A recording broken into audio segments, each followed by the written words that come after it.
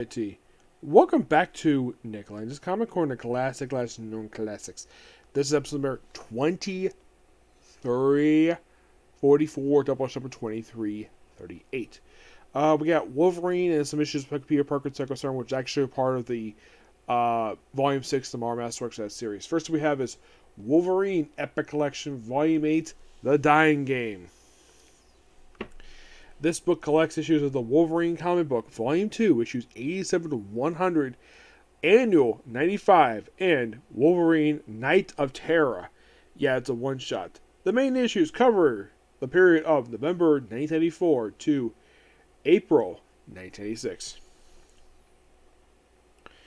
The written issues are Larry Hama, Chris Golden, Ian Edgerton, and John Ostrander. Your artwork is done by Adam Kubert, Fabio Laguna, Dukin Lorenzo, J. James III, Ben Hera, John Drusma, Chris Alexander, Roman Benito, Val Semix, and Lucia Lima. Now, basically, throughout these issues, for some reason, the covers would have this thing of, in the logo, X-Men Deluxe. And they would have this for quite a while. It was basically mid-90s, so why not? Now, most put a lot of these issues, it's basically Wolverine versus Sabretooth. Like in the case of this very issue right here. Yeah, and basically in Wolverine issue 87, it's basically Wolverine and Gambit taking on Sabretooth in the hand. We also see the return of Tiger. First time appearing in this book is issue 35. Yep. And then in issue 88, you have Wolverine versus Deadpool for the first of many times these two would fight. And here's the thing, also guest appearance by Copycat. Deadpool's previous appearance was in Sable and Wild Pack number 3. Yeah. As for Copycat, her previous appearance was in Deadpool number 4. Yep. And the very next issue, you have Wolverine team up with Dan Ketch. Take on Ogun. Yeah, Ogun.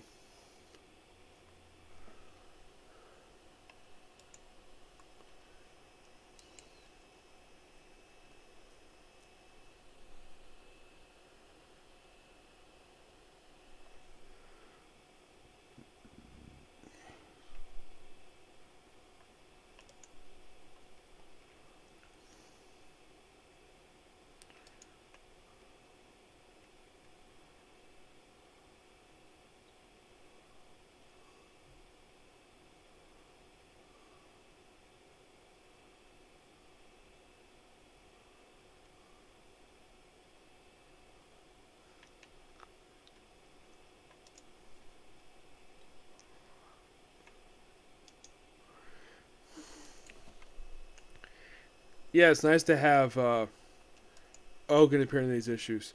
Yeah, and apparently a lot of these issues, you gotta have Wolverine take on Sabretooth. Yeah, so he appears a lot during this period of time. And I do mean a lot.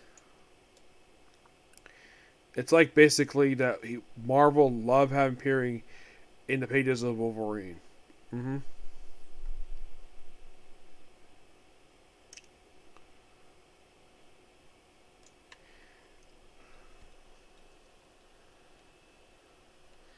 Yeah, he appears in issue 92.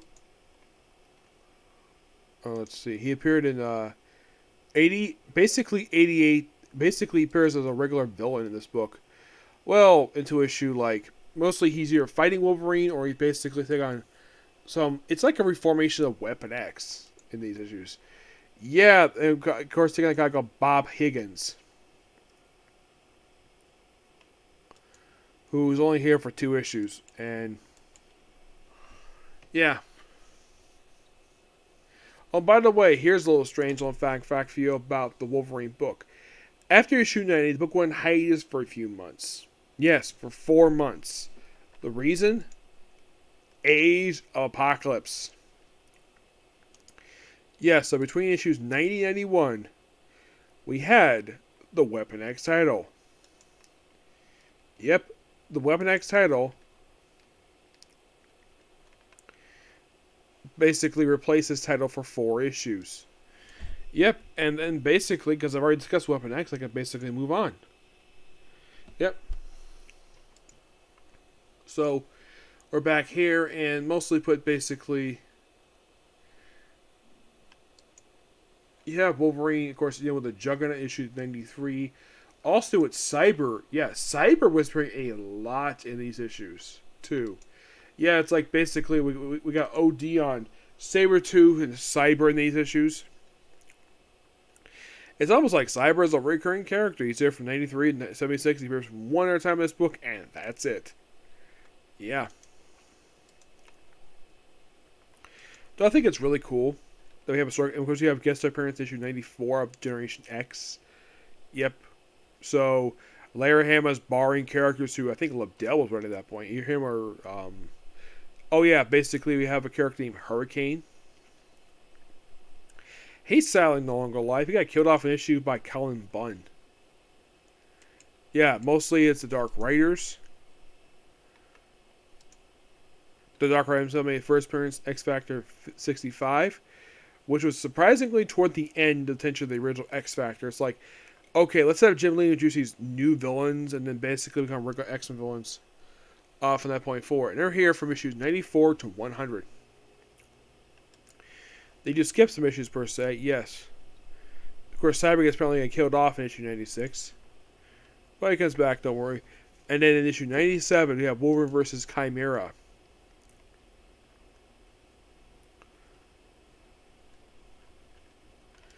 Yeah, and she's only here for 2 issues, and he pops up in Venom Claw, Generation X, issue KX. Mostly, she's just a recurring character. And then, of course, basically, in 98, we build up to issue 100. Of course, they kill off a couple people here. One is General Coy.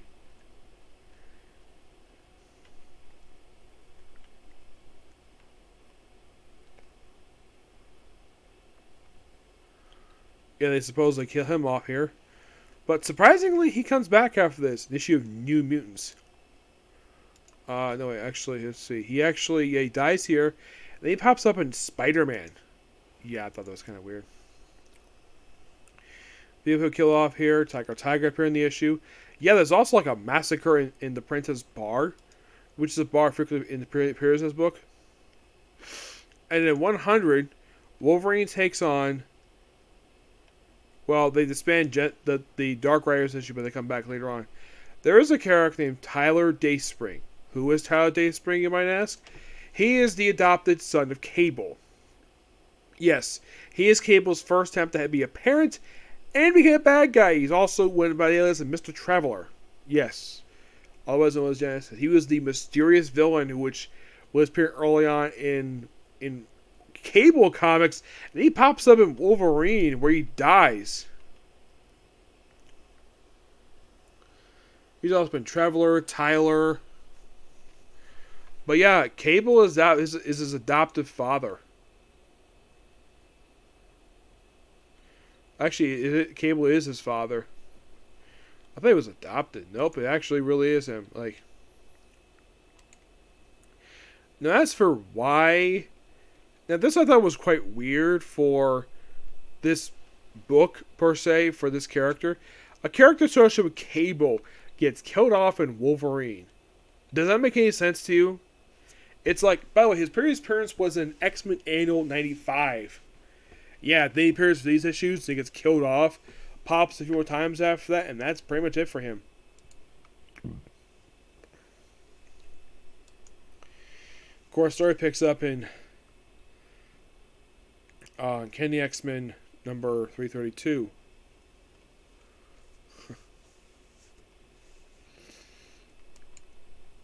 Yeah, and by the way, Cable doesn't hate Wolverine for killing... It's like, it's barely spoken of, the fact that Wolverine killed his son. Yeah, it's barely spoken of. As for the annual, which is in this book, by the way, it's mostly put Wolverine and the X-Men just taking on Kirok, a fairly new... basically a character who was dated back in the 70s, who made his return to this book. For the first time since X-Men 96 back in the 70s. Yeah, first time in 20 years. So he pops up a few more times after this. Last appearance was actually back in 2008. They also got on Nick Krell, this weird alien who also returned this book too. It's a really cool annual, and Larry Hama himself does write. It's the only annual he writes for the series. Yeah, he only writes. Actually, yeah, he writes only one annual because here's the thing about Larry Hama's time on writing this book. Larry Hama had written the book since issue 31, and I've covered almost his entire run so far. He would not have many more issues left to go. If you're really curious, he has approximately 18 issues left. Yeah, he would have 18 more issues after this, and that's it. He would skip one issue, 110, and that's it. And his run to this day is one of the most popular runs in the history of Wolverine. But you're about thinking, okay, but there's a one-shot in this book, isn't there? Yes, there is. It is Wolverine, Knight of Terra.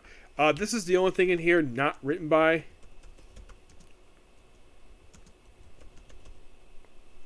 Larry Hama. Yeah, he doesn't write this one shot. Nope, it's Ian Edison and John Ostrander. Yeah, it's a very interesting issue where it's like Wolverine fighting alternate versions of like people he knows in 616. Yeah, it's like, yeah, fighting alternate versions. Yeah, so this is a sequel to Wolverine Reign of Terra, which this is the sequel to, which I think I discussed this already. It's mostly like a fantasy book. It's interesting about this, where the first book was done by Peter David and Kubert, and this is done by Ian Edison and John Ostrander. Now, John Ostrander, I haven't covered that many books for him. The book itself is pretty interesting at best, but not very much else to say about this book. It is interesting, but I love the Wolverine issues. And we are sadly almost done. Basically, the very next volume is, well, beginning of the end of this of the run by this writer. Excuse me, we're not done yet. Oh no. Next up, we are covering. First, let me get rid of this stuff here.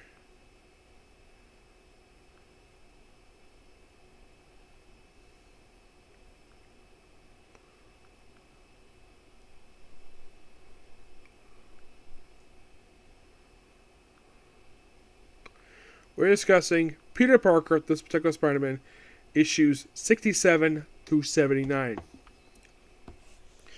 I'll mostly put these a lot of really weird issues, like Boomerang comes to play in these issues, becoming a replacement assassin for Bullseye, who tries to go after Spider-Man but fails. Mostly put also, we do wrap up from issue 67 to 74. This is the end of the Deborah Waltman stuff. Yep, Deborah Waltman gets effectively written out of this series with issue 74 and doesn't appear again for years. Like, oh my gosh, she has not appeared for years. There's also war going on these issues between Dr. Octopus and the Owl. Yes, the Owl. There's also basically a teaching Morris Sloan. He, of course, basically has been a sort of recurring character in this book. And after issue 78 of this book, which, by the way, he's done at that point, he pops up for some issues of Amazing Spider-Man, and that's been pretty much it for him. Marcia Kane herself, like I keep mentioning in some other videos, we're basically slowing down her appearances. It's like, by issue 70 of this very book, she's done. Yet she's another character who leaves. Pops up a few more times after this, and that's been pretty much it for her. Yeah. Lance Bannon, who was Amy Powell's boyfriend. Yeah, he appears in 2 issues of this book. Pops up in issues 67 and 71. Pops up again 80, 84. It's like sporadic for him until he finally goes away in Web of Spider-Man 114, which is the last appearance of his girlfriend.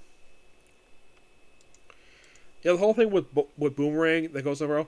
And then, of course, we have in issue 68. We also have some drama here with Peter subject to some stress in these issues. He was a teaching assistant, so he had to resign so he can focus on his finals.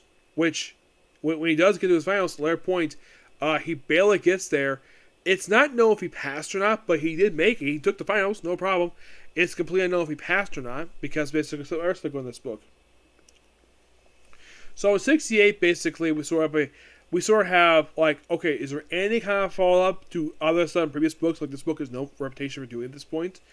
Yes, we have follow-up to Meldum Strom, basically a character from Amazing Spider-Man number 30. Yeah.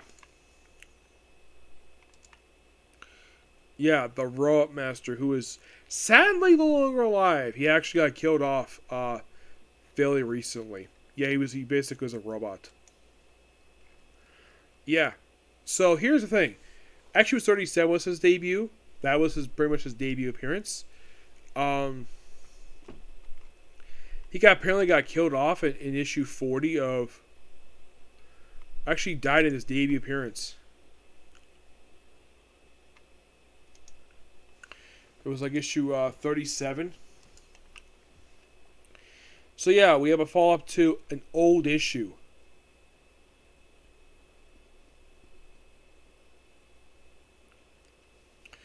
Yeah, so yeah, we have his parent dead. We have this robot appearing in this issue who claims to be his son, but it's not really him. Yeah, there's also a bit of FBI in this issue, but it doesn't really go much into what we saw. And then we have issue 69, where we have the return of Cloak and Dagger. Yes, Cloak and Dagger. They're here, and of course, Silvermane. Now, these issues, in the case of these issues for Peter Parker's Spider-Man, for issues 69 and 70, these are the issues, this two-parter, which features Cloak and Dagger as a guest star. These two issues, basically, this is where Silvermane becomes a robot. After being old man since the 60s, basically, he gets transformed with a robot, but still with old man face. Yep.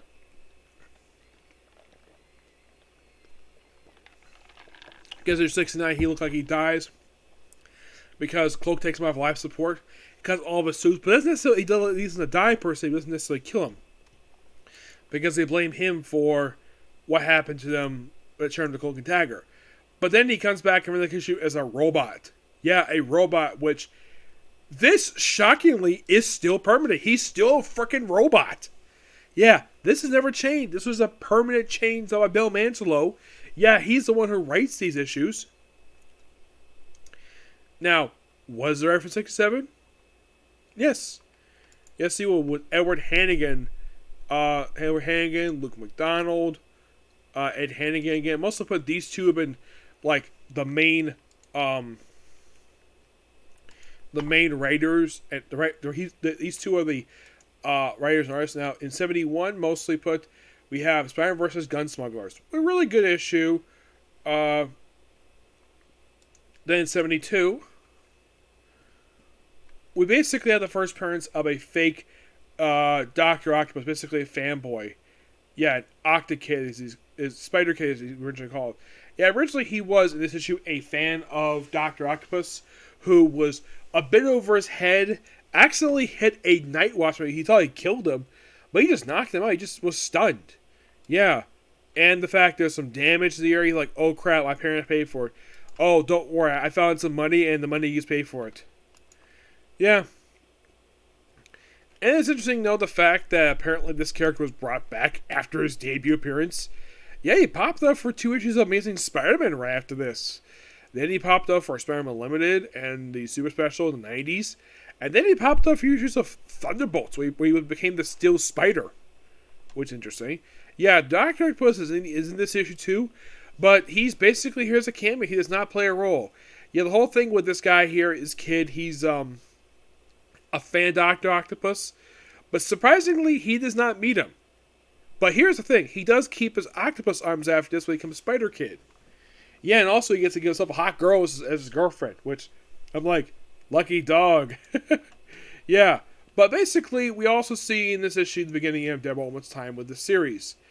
Yes. But that's basically pushed aside for one issue. Because, of course, Dr. Octopus has to be in a fight with the owl. which basically goes on for several issues. Yeah, 73 is beginning this brawl. We even have guest appearance by Blake Tower. Yes, Blake Tower, who is district attorney. And here's the thing about the district attorney, Blake Tower. This guy managed to stay district attorney from the 1970s up until the frickin' 2000s. Yes, seriously. Like, this I thought was quite weird. His most recent appearance was only about 12 years ago. You're thinking, really? Yes, really. Yeah, we got involved with the whole stuff with Winter Soldier.